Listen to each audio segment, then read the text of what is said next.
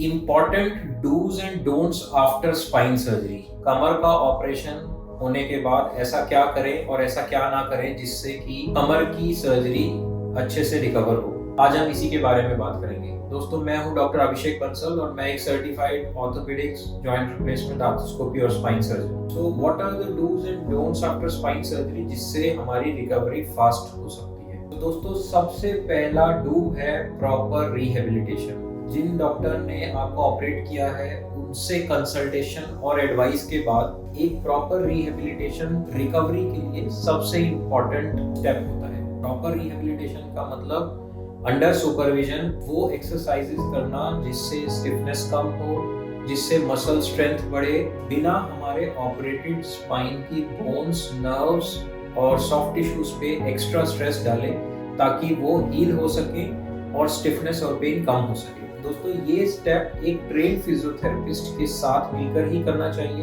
और जो आपके ऑपरेटिंग सर्जन हैं उनकी सुपरविजन में ही ये हो। इस स्टेप को ओवरडू करने से नुकसान हो सकता है।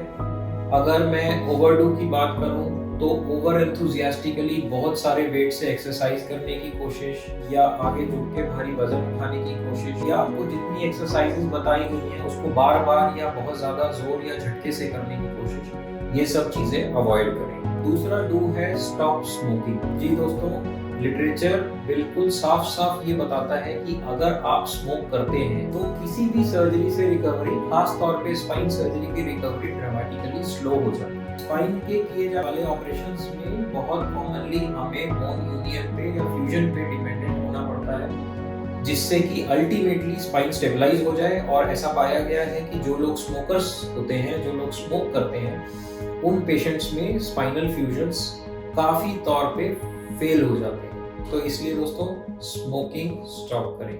तीसरा डू है अवॉइड हैवी वेट लिफ्टिंग। दोस्तों, वैसे तो कोई हार्ड एंड फास्ट रूल नहीं है, लेकिन एक आम तौर पे जो एक्सेप्टेड लिमिट है वो है कि 1-1.5 किलो से ज्यादा वजन आप फर्स्ट 2 वीक्स में नहीं उठाएंगे।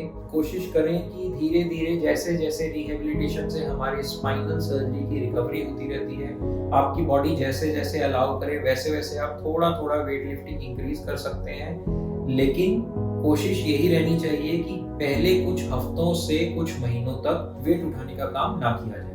तीसरा है आगे झुककर काम ना करना।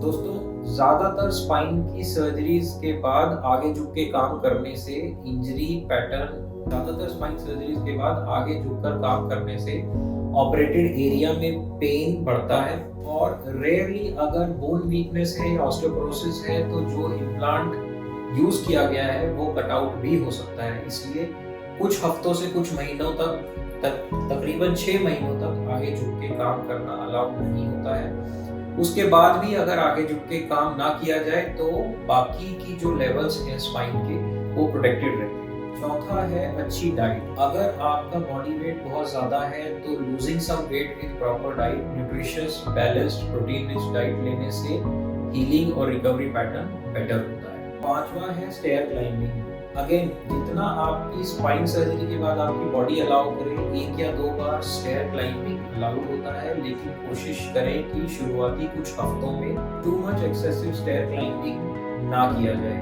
दरअसल इससे बैक मसल सोर होती हैं, रिकवरी स्लो हो सकती है, और अगेन जो इम्प्लांट और या मेटल स्क्रूज बोन को फिक्स करने के लिए लगाए जाते हैं स्पाइन सर्जरीज के बाद, उनकी लूजनिंग भी हो सकती है। इसके अलावा जो एक और इम्पोर्टेंट चीज है वो है प्रिवेंटिंग अ फॉल। दोस्तों, ऐसा पाया गया है कि अनकंट्रोल्ड सर्कमस्टांसेस में, रात को अंधेरे में या क्लटर्ड हाउस होल्ड में अगर हम रात को चलने की कोशिश करें तो गिर सकते हैं। दोस्तों, जैसे कि गिरना तो किसी भी कंडीशन में प्रॉब्लमेटिक हो सकता है, लेकिन स्पाइन सर्जरीज के बाद फॉल्स जो हैं वो रीसर्जरीज का एक कॉमन कॉज होता है। तो इसलिए हमें ट्राई करना चाहिए कि हम अपने घर का सामान की अरेंजमेंट, कारपेट्स, ये सब चीजें इस तरीके से मैनेज करें कि हम एक फॉल प्रिवेंशन कर सकें। दोस्तों, एक और इम्पॉर्टेंट चीज है, अगर आपको कोई कोमॉर्बिडिटी है, जैसे डायबिटीज है या थायराइड, हाइपोथायरॉयडिज्म है या और कोई बीमारी है, तो उसको कंट्रोल में रखना भी बहुत इम्पोर्टेंट है। ऐसा क्लियरली मेडिकल लिटरेचर बताता है कि जो लोग डायबिटिक होते हैं और उनके शुगर लेवल्स अगर अच्छे से कंट्रोल ना हो तो रिकवरी बहुत स्लो होती है। दोस्तों, अगर आप या आपका कोई जानकार की स्पाइन सर्जरी हो चुकी है या होने वाली है और आप हमसे कोई सलाह या कोई ओपिनियन चाहते हैं तो आप दिए गए नंबर पर अपने एक्सरेज, एमआरआईज या रिटर्न रिपोर्ट्स हमें फॉरवर्ड कर हमसे निःशुल्क ओपिनियन ले सकते हैं। Thank you. Bonoscare. Let's move.